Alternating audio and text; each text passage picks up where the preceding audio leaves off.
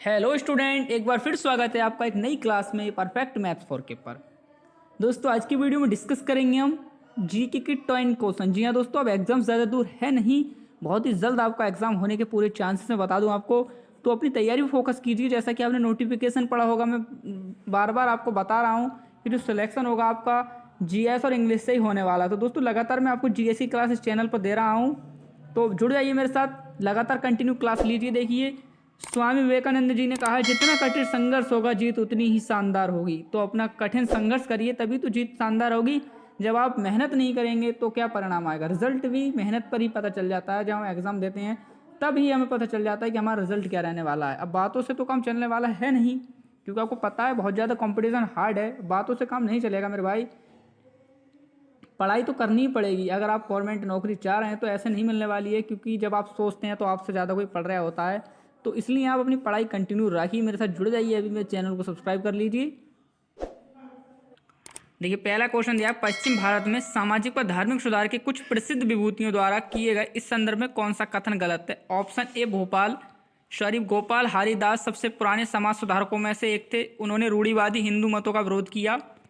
Option B, बाल गंगाधर महान राष्ट्रवादी थे। उन्होंने शिवाजी का जन्मोत्सव तथा गणेशोत्सव का आयोजन करके सांस्कृतिक परंपराओं को पुनर्जीवित किया।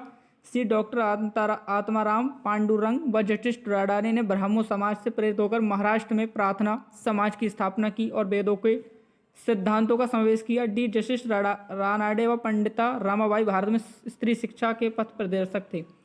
तो दोस्तों इसका ऑप्शन डी करेक्ट हो जाएगा। जस्टिस रानाडे व पंडिता रामाबाई भारत में स्त्री शिक्षा के प्रथम प्रदेशक थे। नेक्स्ट है, पेरिस इंडियन सोसाइटी की स्थापना निम्नलिखित में से किसने की? जो पेरिस इंडियन सोसाइटी थी दोस्तों, इसकी स्थापना किसने की थी? बहुत ही important MCQ. Option A S R Rana, B Bhikaji Cama, C Taraknath, D Lala Hardayal. तो दोस्तों इसका ऑप्शन वी करेक्ट हो जाएगा। वीकाजी कामा जी ने पेरिस इंडियन सोसाइटी की स्थापना की थी। बहुत ही इंपॉर्टेंट एमसीक्यू, अपने नोट्स में सही लिख ली। देखिए नेक्स्ट है, नेहरू लियाकत समझौते पर किस वर्ष हस्ताक्षर किए गए? दोस्तों नेहरू लियाकत समझौते पर हस्ताक्षर कौन से वर्ष किए गए? ऑप्शन है 1947, बी 1949, सी 1950, डी 1955।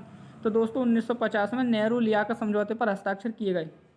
नेक्स्ट है, हिंदुस्तान रिपब्लिक एसोसिएशन का नाम बदलकर हिंदुस्तान सोशलिस्ट रिपब्लिक एसोसिएशन रखने के बाद एक केंद्रीय समिति गठित की गई थी। इस समिति कौन सा सदस्य बिहार से था? Option A Sukhdev, B Kundan Lal, P N Ghosh, C Shibbar Sharma. तो दोस्तों इसका ऑप्शन सी करेक्ट हो जाएगा। पी एन घोष जो थे वह बिहार से बिलोंग करते थे। बहुत ही इंपॉर्टेंट एमसीक्यू एग्जाम में दोस्तों पूछा जाता है। बता दूं एसएससी एमटीएस 2021 को पूछा गया क्वेश्चन है। तो लगातार आपको वही अपडेट मिल रही है जो कि लेटेस्ट है। तो अभी आप चैनल को सब्सक्राइब कर दीजिए और बराबर में बेल आइकन दिया है उसको भी दबा दीजिए, जिससे कि आने वाला हर नोटिफिकेशन आपको टाइम टू टाइम मिले। नेक्स्ट दिया है, 1907 में सूरत अधिवेशन में फूट पड़ने के कुछ महीने बाद बाल गंगाधर तिलक को जेल भेजने के संदर्भ में निम्नलिखित कथनों पर विचार करें। तो दोस्तों इसका ऑप्शन ए करेक्ट हो जाएगा। केवल कथन ए सही है, यानी कि बाल गंगाधर तिलक केसरी समाचार पत्र में क्रांतिकारियों कार्यों का समर्थन करते थे। उन्होंने बंगाल में हुई एक बम विस्फोट की घटना जिसमें जो ब्रिटिश महिलाओं की मृत्यु हुई थी को देशभक्ति करार दिया था। ठीक है, बहुत ही इंपॉर्टेंट एमसीक्यू दोस्तों एग्जाम में पूछा जाता है, तो लिख लीजिए मोस्ट इंपॉर्टेंट एमसीक्यू आज की वीडियो का। पूरी वीडियो में सबसे मोस्ट इंपॉर्टेंट क्वेश्चन। नेक्स्ट है, निम्नलिखित में से किस संधि के कारण रघुनाथ राव को पेंशन पर सेवानिवृत्त होना पड़ा? ऑप्शन ए बस्से की संधि, बी सलवाई की संधि, सी पूना की संधि, डी मद्रास की संधि। तो दोस्तों ये जो थी सलवाई की संधि के कारण जो था रघुनाथ राव को पेंशन पर सेवानिवृत्त होना पड़ा था। बहुत ही इंपॉर्टेंट एमसीक्यू दोस्तों। नेक्स्ट है, सत्यशोधक समाज की स्थापना किसने की? ऑप्शन है Raja Rammohan Roy, we Sant Tukaram, C Mahatma Jyotiba Phule, D उपरोक्त में से कोई भी नहीं। तो दोस्तों इसका ऑप्शन जो है सी करेक्ट हो जाएगा। जो सत्यशोधक समाज की स्थापना की थी वो महात्मा ज्योतिबा फुले ने की थी, जिनके नाम पर जो दोस्तों एमजेपी रोहिलखंड यूनिवर्सिटी की स्थापना हुई है, महात्मा ज्योतिबा फुले रोहिलखंड यूनिवर्सिटी। तो दोस्तों इन्हीं के नाम पर ये यूनिवर्सिटी का विकास यहाँ पर उद्घाटन हुआ है, महात्मा ज्योतिबा फुले, यानी कि उत्तर प्रदेश की गवर्नमेंट यूनिवर्सिटी। देखिए नेक्स्ट है, 1885 में भारतीय राष्ट्रीय कांग्रेस के पहले अधिवेशन की अध्यक्षता किसने की थी? बहुत ही इंपॉर्टेंट एमसीक्यू है दोस्तों। अभी एसएससी जीडी का अगर आपने एग्जाम दिया है तो उसमें ये क्वेश्चन आया था, अगर आपको ध्यान हो तो। Option A Womesh Chandra Banerjee, B Dada Bhai Naoroji, C Badruddin Tyabji, D George Yule. तो दोस्तों इसका ऑप्शन डी करेक्ट हो ऑप्शन ए करेक्ट हो जाएगा। बोमेश चंद्र बनर्जी जो थे 1885 में भारतीय राष्ट्रीय कांग्रेस के पहले अधिवेशन की अध्यक्षता की थी। दोस्तों अगर आपको सभी पीडीएफ चाहिए तो टेलीग्राम चैनल को ज्वाइन कर लीजिए। वहाँ पर मैं आप लिख लीजिए, सर्च मार लीजिए परफेक्ट मैथ्स 4 के, टेलीग्राम पर जुड़ जाइए मेरे साथ। टेलीग्राम पे मैं पूरे PDF डालता हूँ, तो आप वहाँ से फटाफट ले लीजिए, पूरे PDF आपको मिल जाएंगे, चाहे GS हो इंग्लिश हो। मैं तो पूरे PDF वहाँ पर पड़े हुए हैं, तो आप जाके वहाँ पर सर्च कर लीजिए, आपको मिल जाएंगे। देखिए नेक्स्ट है the Indian war of independence नामक पुस्तक किसने लिखी थी? ऑप्शन ए गणेश शंकर विद्यार्थी, V.S. श्रीनिवास यंगर, सी मदन लाल धींगरा, डी विनायक दामोदर सावरकर। तो दोस्तों इसका ऑप्शन डी करेक्ट हो जाएगा। विनायक दामोदर सावरकर ने the Indian of war of independence day पुस्तक लिखी थी। मोस्ट इंपोर्टेंट MC को दोस्तों एग्जाम में पूछा जाता है। तो अब ज़्यादा खाना मत कीजिए, पढ़ाई पर फोकस कीजिए मेरे भाई। अगर आपको वैकेंसी चाहिए, नौकरी चाहिए, तो देखिए इससे अच्छा ऑफर कोई हो नहीं सकता। क्योंकि बच्चे कहते हैं हमारी मैथ कमज़ोर है, तो मैथ का भी कोई ज़्यादा चक्कर है नहीं।